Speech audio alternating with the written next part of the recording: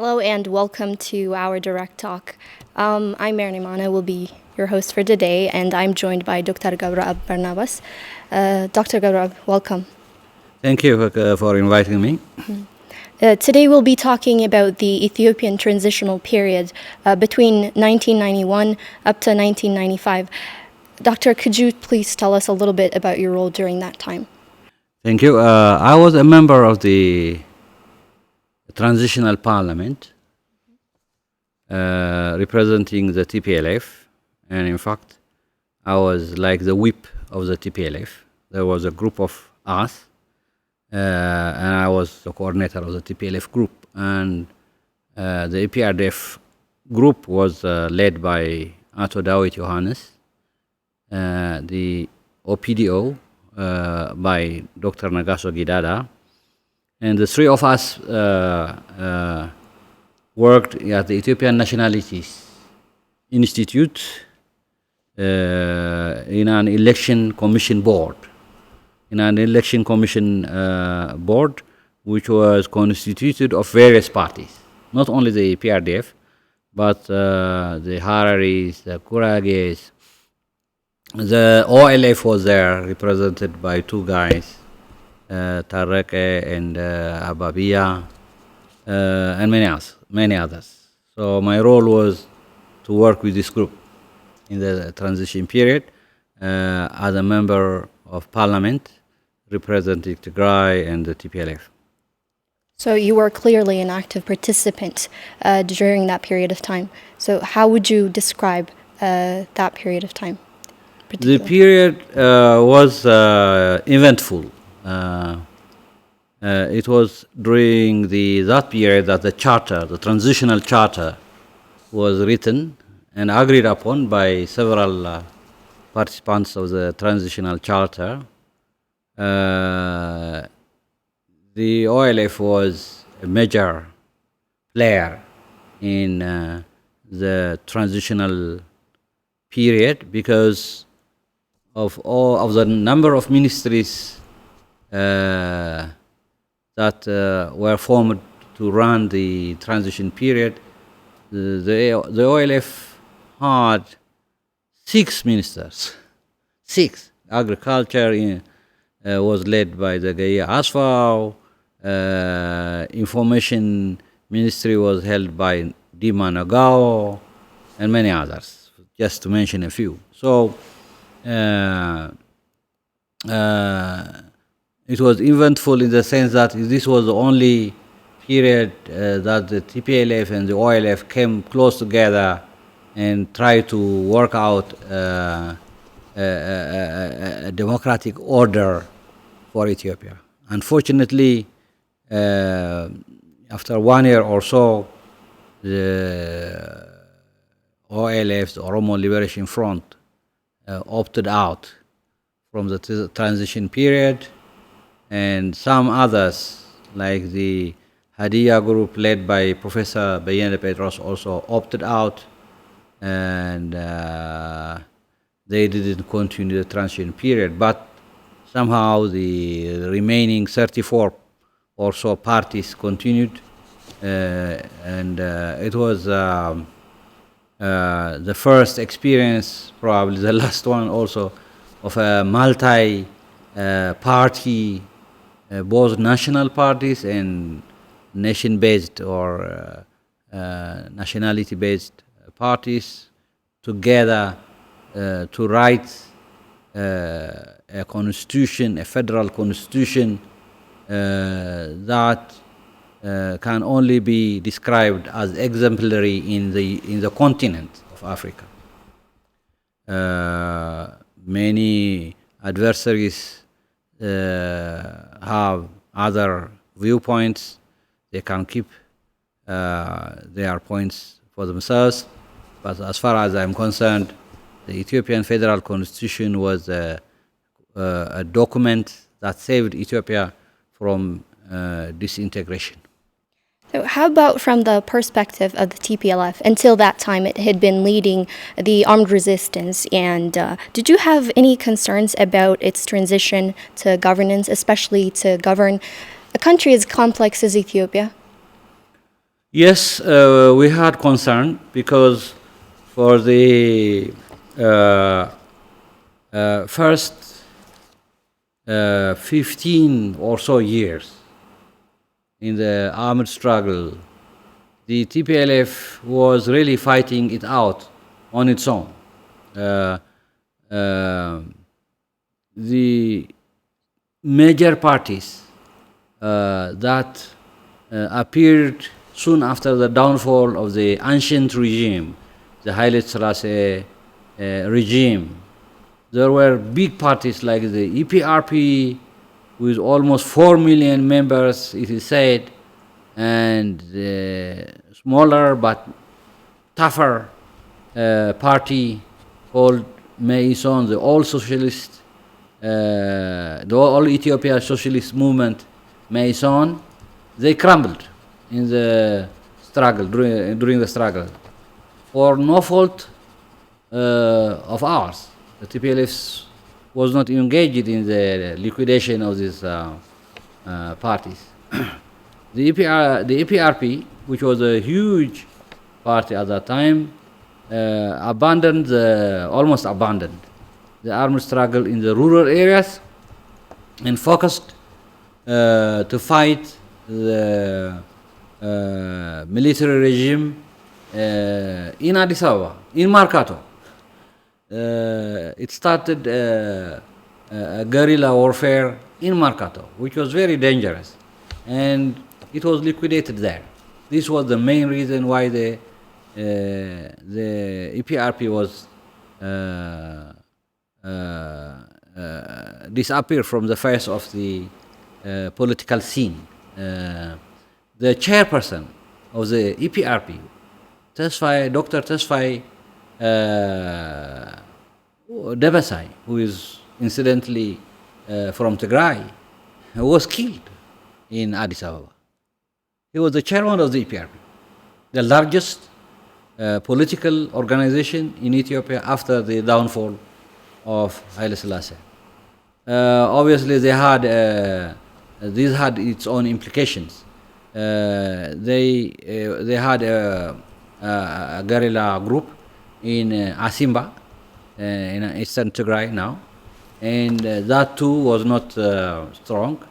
They had skirmishes with the TPLF, and they also lost there in those skirmishes.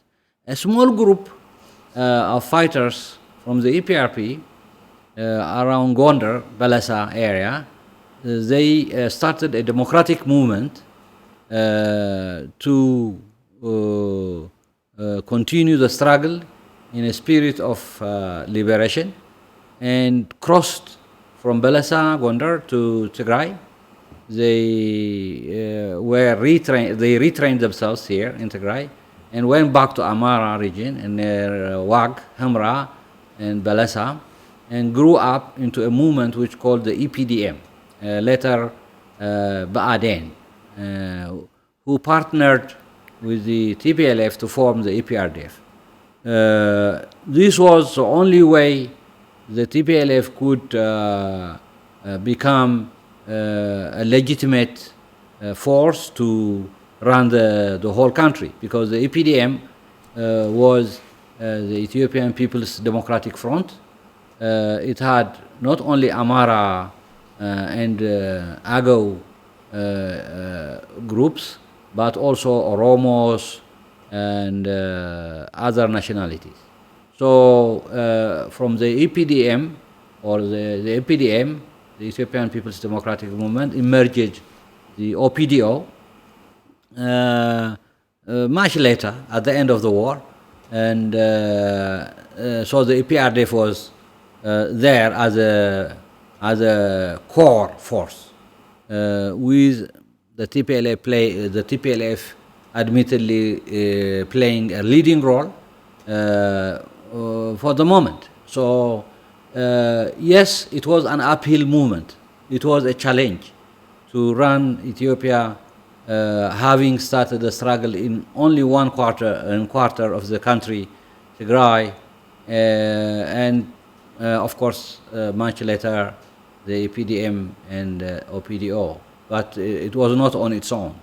And then to make up for that weakness, it called for the transitional government. The PRDF didn't claim the transitional government for itself. There were about 85 members in the parliament, of whom only 30 were PRDF. The remaining belonged to other parties. I remember one of them was the Gashkifle Wadajo, who later on became the author of the Ethiopian Federal Constitution. He represented INDO, Ethiopian National Democratic Organization. There were guys like Nebiyu Samuel, who represented EDC, the Ethiopian Democratic Coalition. So there were a number of guys who partnered with the TPLF, the PRDF. And so the transition period more or less went smoothly. We were able to craft one of the best constitutions in the continent, the federal constitution, that stands to be tested in history. And then we had the 27 years of peace and development in Ethiopia, which we are proud of. So the TPLF had more resources and was one of the oldest and most organized political organizations. So do you believe it overplayed its hand in the transitional period, especially in the process of drafting the Constitution? No, it didn't overplay its hand. In fact, let me tell you one story. When the Constitution was the Constitutional Commission was formed, I was a member of the parliament, and one of the candidates to be a commissioner was myself. I was nominated, and my party told me to withdraw, so that we don't overplay our role. Why? Because the president at that time was Mela Zenawi. He had to talk to these commissioners, 10 of them, every now and then. He has to lead. Even though the de facto as well as the de jure leader of the Constitutional Commission was Gashkifle Odajo. He was the author of the Constitution. So I declined. There was not a single TPLF member in the Constitutional Commission. We were careful. We didn't. For instance, Taye Asqaselase from Gondar, Amara, Gashkifle himself is an Amara, Dawit Yohannes is an Amara, Toshome Gebreab is an Amara. A number of Amara groups were in the commissioners. And we hear people say we were not represented. How come? Totally lie. It's a lie. The commissioner, the head of the commission, was Gashkifle Wadajo. And he honestly, an honest statesman, respectable statesman who doesn't bend to any TPLF twist and turn. He stood by his position throughout the debate. I was a participant in the debate, even though I was not a commissioner. Taye Asqaselase from Forum 84, he was there. He is now the ambassador of the UN. Dawit Yohannes, who became later the Speaker of the House for a number of terms, he's an Amara. Toshome Gebreab, a lawyer, famous lawyer in Ethiopia, he was a member. He's an Amara. How come that the Amara elite says we were not represented? They were there. They wrote the federal constitution, and with honesty and integrity. They didn't make it Amara-like or Tigrai-like or anybody-like. They made it look Ethiopia-like nationalities, nations and nationalities. So let me tell you one more information. Gashkifle, who was a commissioner, when he presented it to the parliament for debate, he had only two articles that he didn't approve. One of them was the Article 39, which is controversial, okay, admittedly controversial. Second, the public ownership of land. These were the only two articles Gashkifle didn't approve. Whereas the parliament, the transitional parliament, where I was a participant, approved it, and we had no right of ratifying it. For ratification, a constitutional assembly had to be called, and the constitutional assembly was elected from all over the country. About 600 of them, if I am not wrong with the numbers, just from my memory. And before the Constitutional Commission was called, 16 million people discussed it at the district level, at the Kabali level, at the district level. 16 million. It's a referendum. This is a referendum. This is how the constitution was done. We were very careful. Okay, the OLF had left, and we went out of our way, especially our prime minister, then later Ato Mellas talked to him to come back and form the government. They didn't like it. They wanted something more. So that didn't work, unfortunately. Had the OLF and the TPLF managed to collaborate, the history would have been different, I would say. So yes, the TPLF had a lot of experience. What you call resources for me is experience. Number of cadres which are more capable, more politically motivated, committed than the other parties within the APRDF, as well as broadly in Ethiopia. Yes, the TPLF had a number of fighters who were tested in combat,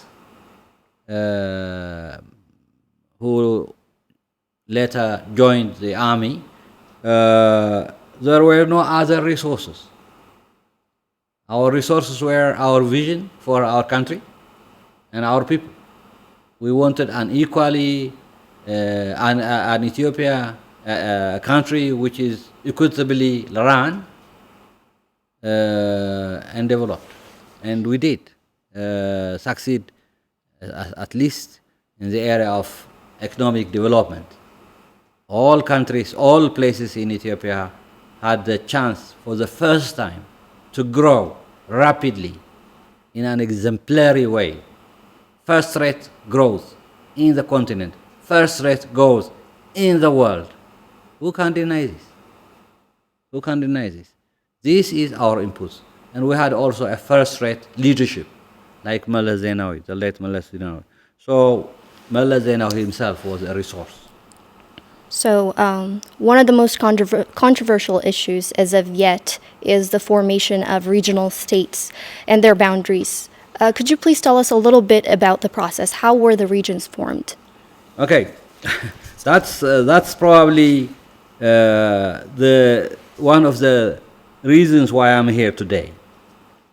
Here is a bulletin where I served the commission, the election commission, the National Election Board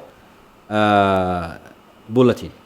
I was the editor in English. It was published in English, and we were based in the Ethiopian Nationalities Institute. The Institute of Ethiopian Nationalities was not formed by the EPRDF. It was formed by the military regime. It had a lot of resources there. Books, maps, even census data. The Ethiopian military, the previous regime of the Dark, had conducted census in 1984, European calendar. So we accessed to those resources, did our research, including books like Trimingham, Islam in Ethiopia, published in 1952. We looked into the map of Ethiopia languages. Here it is.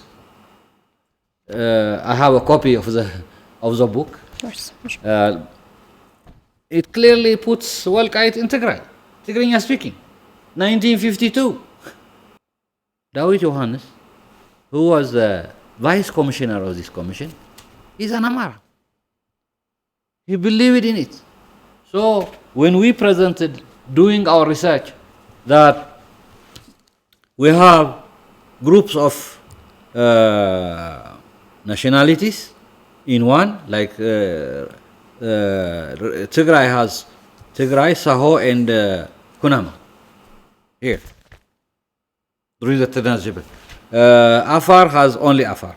Region 3, Amara has Agaw, Awi, and Awo Khmer, and Oromo. That's 4. It's based on research. Doesn't unfortunately include, unfortunately, in this, doesn't include the command. A shortcoming. Admittedly, a shortcoming. Should have included the command. Didn't. Region 4, Oromia, it says. Region 5, Somali, it says. And Region 6, Gumuz, and Komo, Shanasha, Berta, Mao, and so on. There are a number of nationalities, small ones. Some of them are only 5,000. If you take the Komo and the Mao, they are 5,000 each. They cannot be a state. Mm-hmm. So they have to come together. Whereas the Berta were 100,000. The Gumuz were about 60,000, 70,000 at that time. Where did we get our data? The census, the 1984 census. So we grouped them into 14 states. This was approved by the election commission. It was taken to the parliament. The parliament approved it. But later, when the constitutional commission was set up, they opted for Region 7, which is Gurage, Hadia, and Kambata.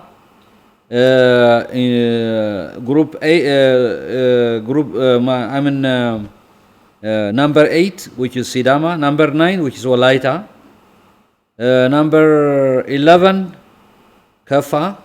Number 12 is Gambela, is another state. Anyway, from 7 to 11, 7, 8, 9, 10, 11 was merged into southern nations nationalities. By whom? By themselves.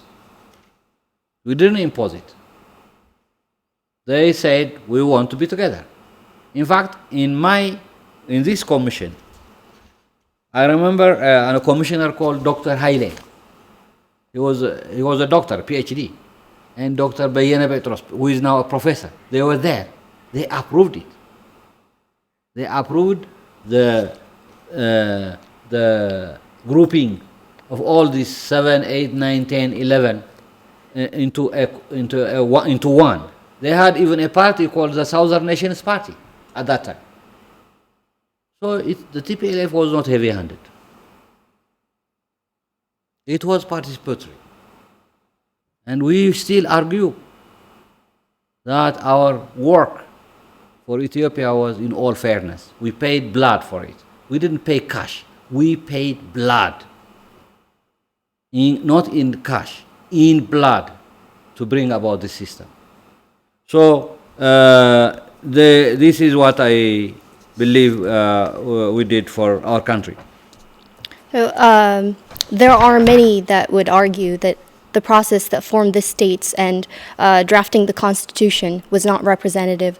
What would you say to these people? I have partly answered that. I've told you the writing of the Constitution was done primarily by statesmen.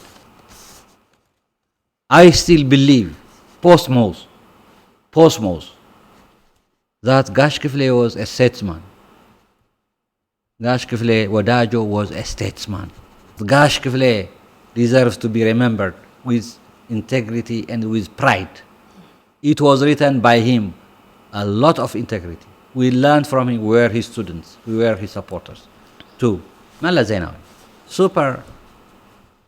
a person well-read, educated, and admitted by everyone globally on the African continent as a person who is world-class leader. It was done by these people. It was not done by all sorts of Tom and Harry. Tom, Dick, and Harry didn't do our constitution. Mm-hmm. And so Tom, Dick, and Harry come to amend it. They couldn't amend it. So they had to violate it and throw it to the dustbin. They did throw it to the dustbin. We resisted. That's what we're doing. So the constitution was done by professionals. It was not done by ethnic politicians. Gashkifle was not an ethnic politician. No, he was not. He was a statesman. He was the first secretary of the Organization of African Unity. The first secretary.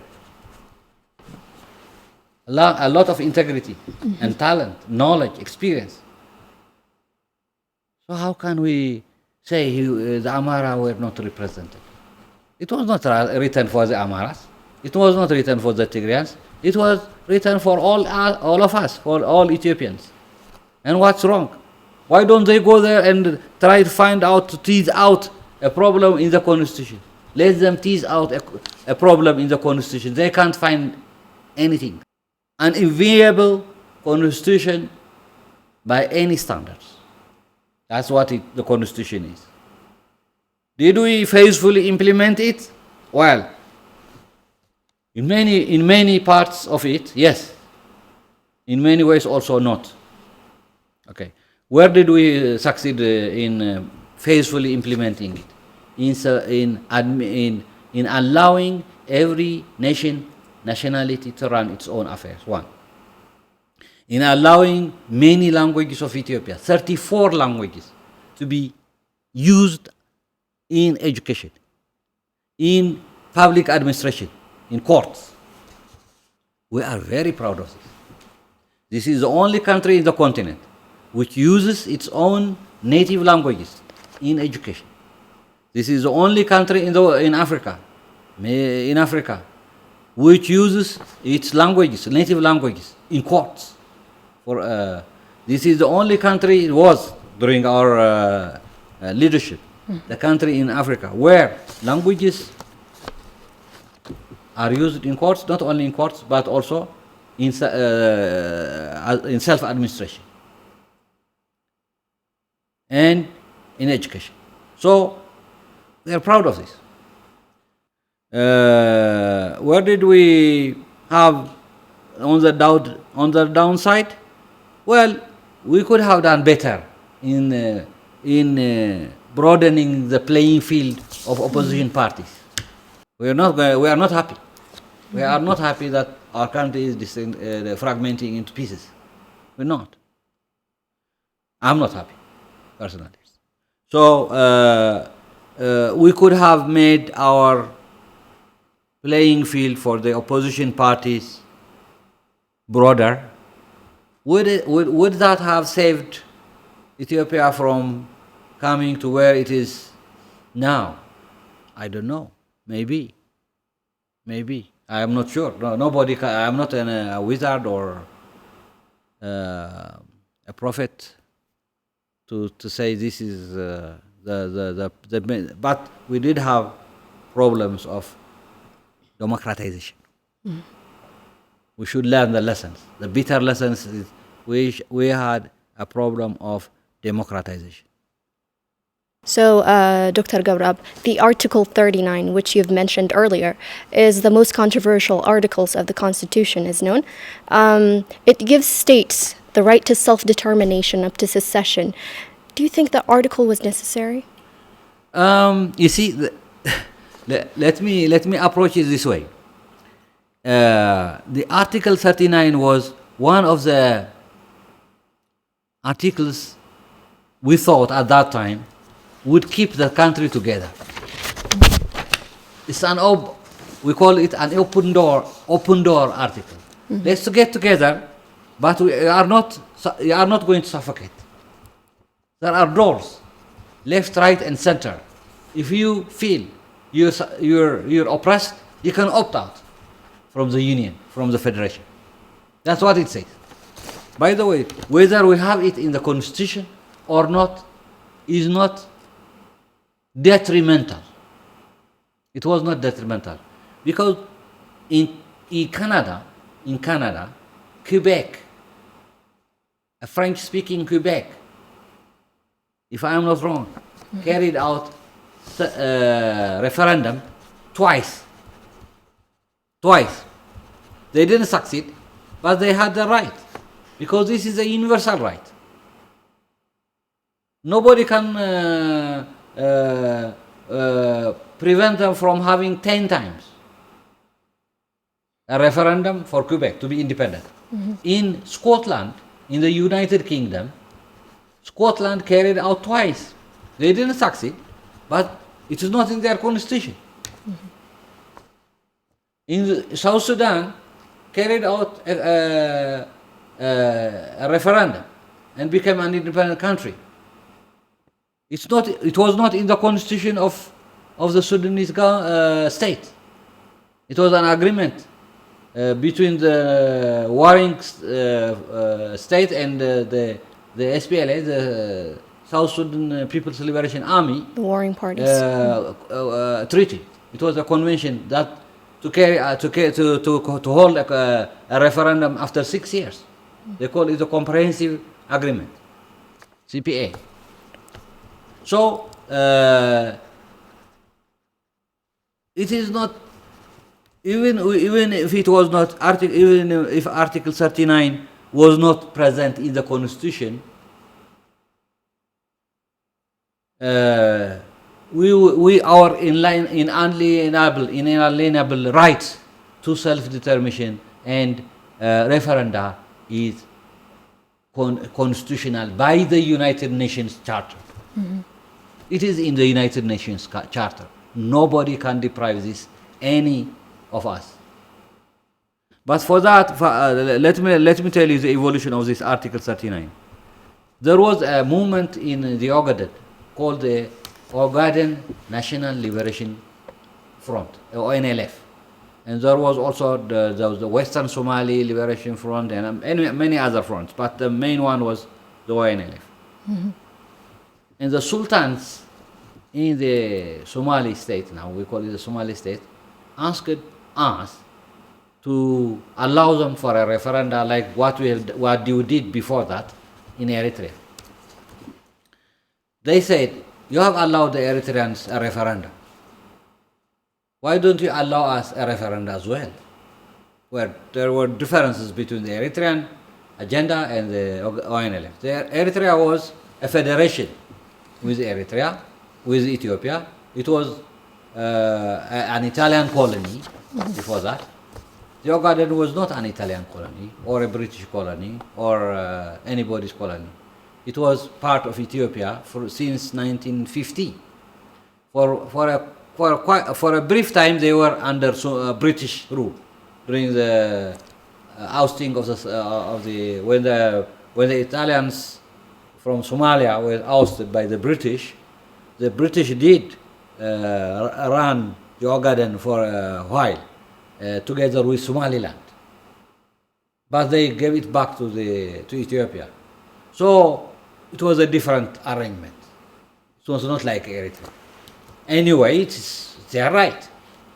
It's their right.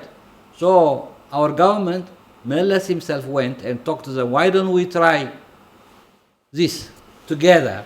And if you want to opt out later, we will make sure that you have it in the Constitution. They said, okay. This is a story that has been told and retold in the media, but nobody listens. The Somalis put it in. The Somali elders made sure that Article 39 is inside. Did we support it? Of course we supported. We fought for it for 17 years. Does it make a difference whether it is there or not? Not fundamentally, because it's in the UN Charter. Many countries like Quebec, Scotland, like I told you, South Korea, they've done it. East Timor, Eritrea itself has done it. And we're going to do it soon for Tigray. Nobody can stop us from having a referendum for our rights. So Article 39 is there. You know, it was put there by the Somali elders who demanded it. And we promised to support them. So it was inclusive. Okay. It is a sign of inclusiveness that Article 39 is there. Okay. Finally, Dr. Gebreab, do you believe that the Constitution was a fair arrangement for all the nations, nationalities, and peoples of Ethiopia? Definitely. I believe. It was a fair arrangement. It looks, the federal constitution looks exactly the image of the people of Ethiopia. Caveat.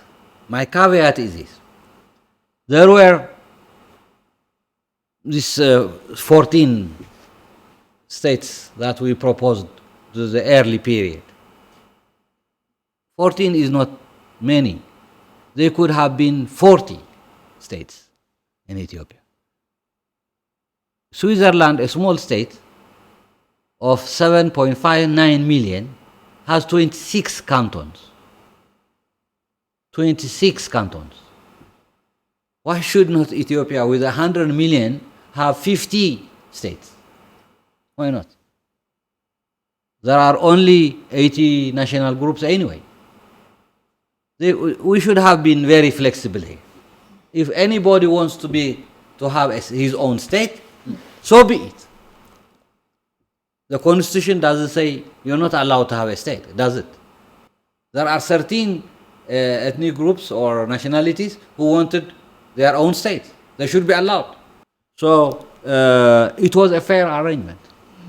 Yes, definitely. Dr. Gebreab, thank you so much for joining us. Thank you. Okay. That wraps up this edition of our Direct Talk, and thank you for staying with us.